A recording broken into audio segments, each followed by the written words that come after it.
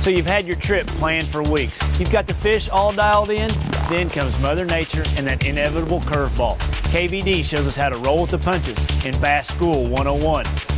Class is now in session.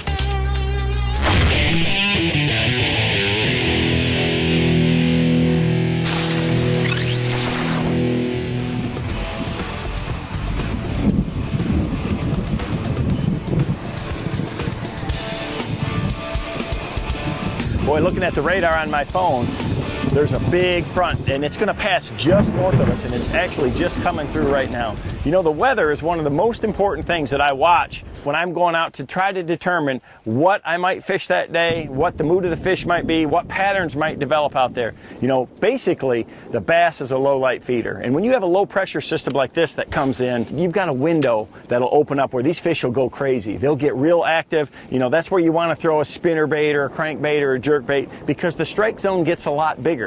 You know, you got the wind, you got these clouds, it's low light, they're going to go out on the prowl. They know they've got an advantage over the shad and the bluegill, and they're going to be a lot more active, and they'll chase a bait a long ways.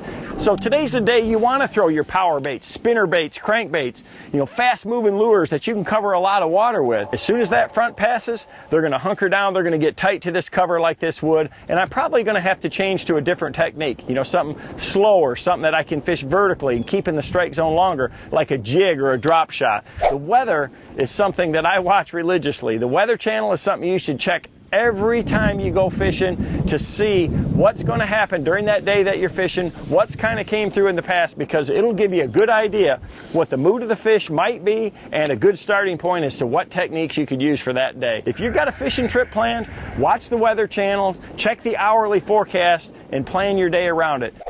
If you watch the weather, your bass fishing is really going to improve. That's it. Class dismissed.